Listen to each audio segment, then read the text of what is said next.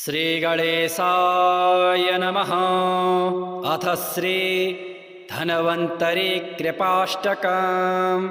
समुद्रमन्थनारम्भे सुधाकलशहस्तकम् जातं धन्वन्तरिं देवं भगवन्तं सदा भजे। शास्त्रेषु वर्णितं रूपं दिव्यौषधेकराम्बुजं नित्यशः प्रणमामीशं धन्वन्तरिं कृपाणवम्।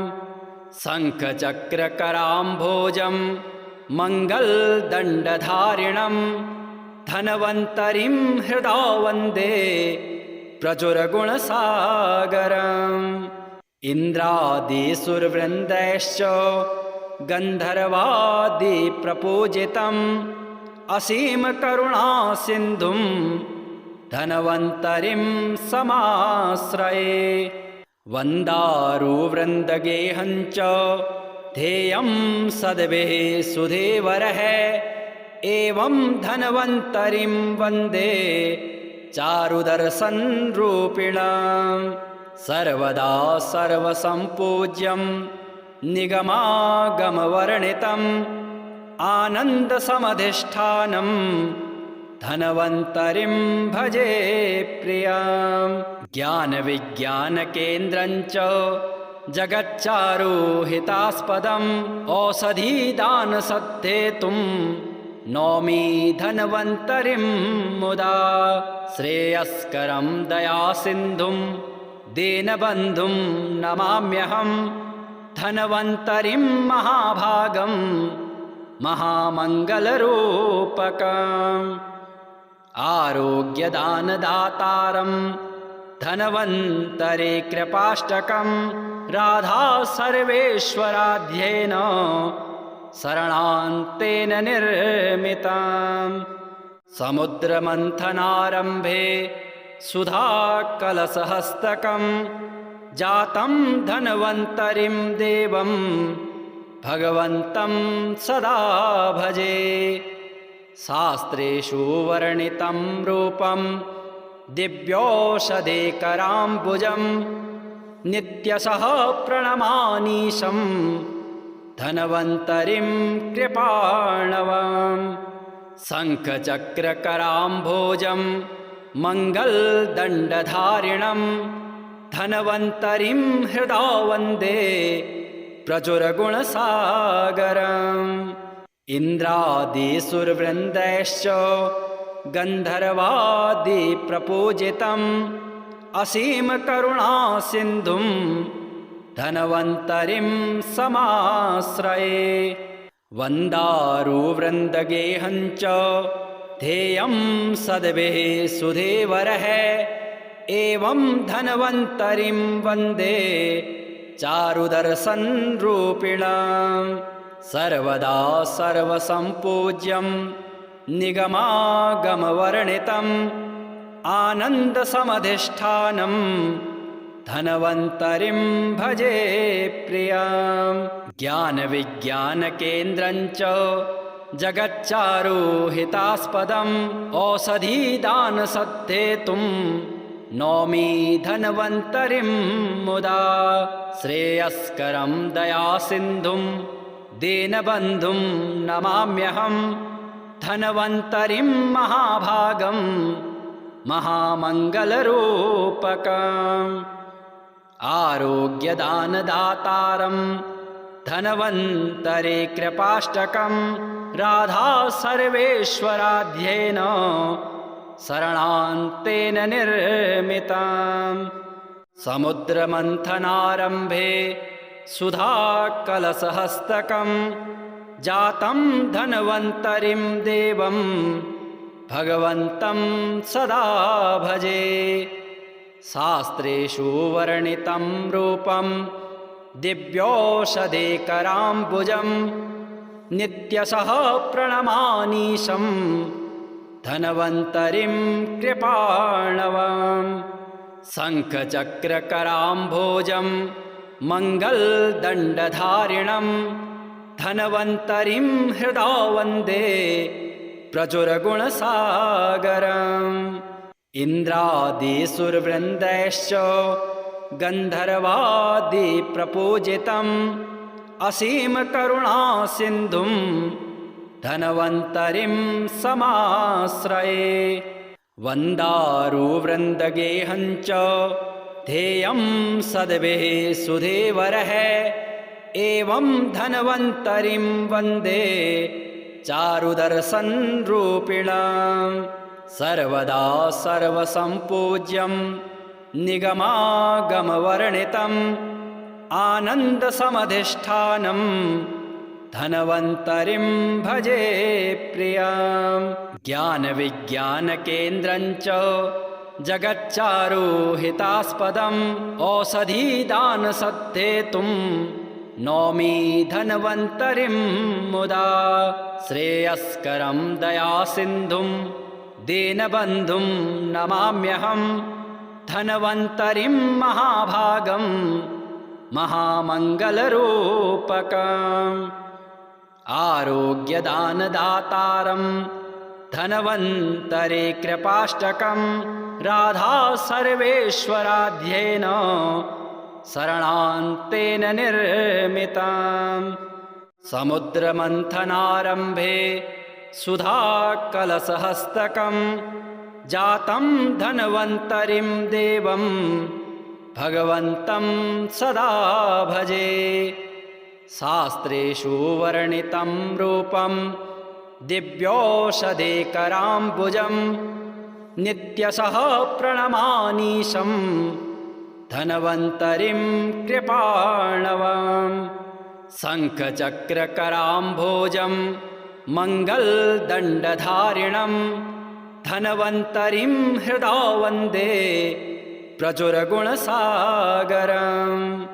इन्द्रादिसुरवृन्दैश्च गन्धर्वादिप्रपूजितम् असीमकरुणासिन्धुं धन्वन्तरिं समाश्रये वन्दारुवृन्दगेहं च ध्येयं सद्भिः सुधीवरः एवं धन्वन्तरिं वन्दे चारुदर्शनरूपिणां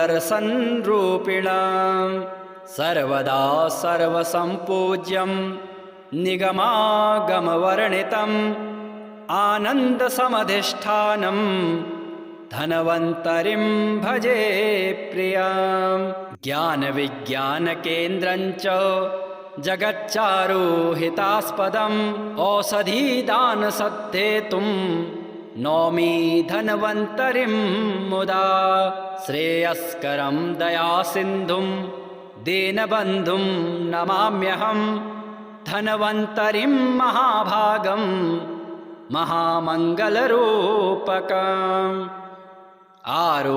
आरोग्यदानदातारं धन्वन्तरि कृपाष्टकं राधा सर्वेश्वराध्येन शरणान्तेन निर्मिताम् समुद्रमन्थनारम्भे सुधाकलशहस्तकं जातं धन्वन्तरिं देवं भगवन्तं सदा भजे शास्त्रेषु वर्णितं रूपं दिव्यौषधेकराम्बुजं नित्यशः प्रणमामीशं धन्वन्तरिं कृपाणवम् शङ्खचक्रकराम्भोजं मङ्गलदण्डधारिणं धन्वन्तरिं हृदा वन्दे प्रचुरगुणसागरम् इन्द्रादिसुरवृन्दैश्च गन्धर्वादिप्रपूजितम् असीमकरुणासिन्धुं धन्वन्तरिं समाश्रये वन्दारुवृन्दगेहं च ध्येयं सद्भिः सुधीवरः एवं धन्वन्तरिं वन्दे चारुदर्शनरूपिणां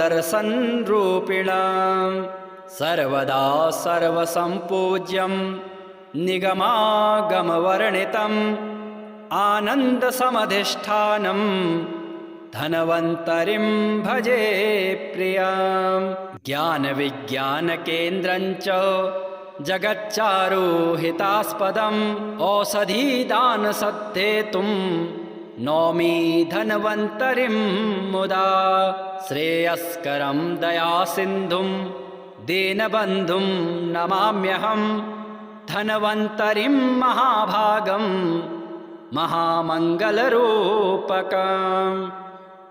आरोग्यदानदातारं धन्वन्तरि कृपाष्टकं राधा सर्वेश्वराध्येन शरणान्तेन निर्मिताम् समुद्रमन्थनारम्भे सुधाकलशहस्तकं जातं धन्वन्तरिं देवं भगवन्तं सदा भजे शास्त्रेषु वर्णितं रूपं दिव्यौषधेकराम्बुजं नित्यशः प्रणमामीशं धन्वन्तरिं कृपाणवम् शङ्खचक्रकराम्भोजं मङ्गलदण्डधारिणं धन्वन्तरिं हृदा वन्दे प्रचुरगुणसागरम्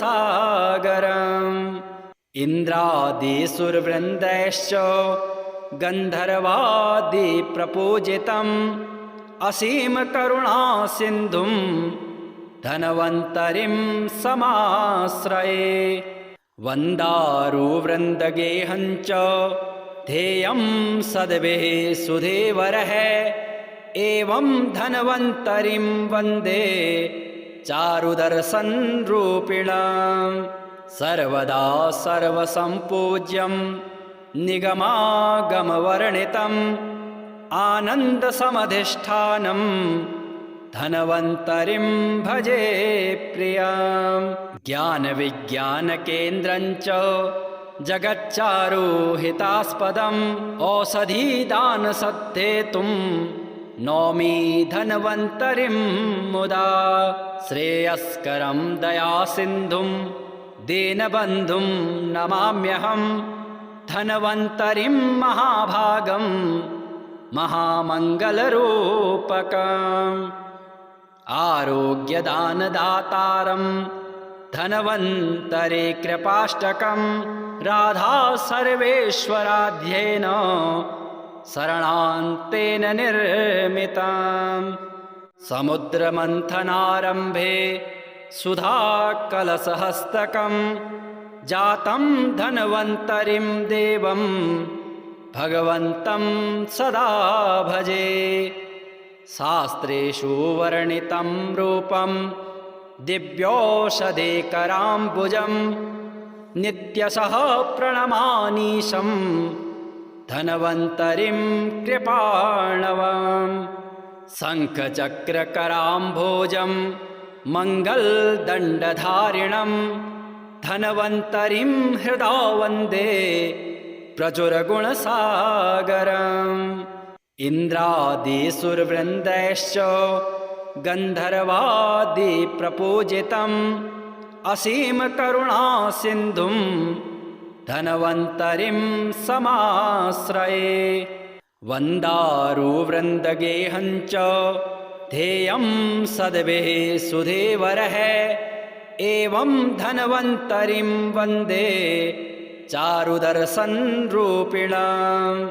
सर्वदा सर्वसम्पूज्यं निगमागमवर्णितम् आनन्दसमधिष्ठानं धन्वन्तरिं भजे प्रियम् ज्ञानविज्ञानकेन्द्रं च जगच्चारुहितास्पदम् औषधीदानसद्धेतुं नौमि धन्वन्तरिं मुदा श्रेयस्करं दयासिन्धुं दीनबन्धुं नमाम्यहं धन्वन्तरिं महाभागं महामङ्गलरूपकम्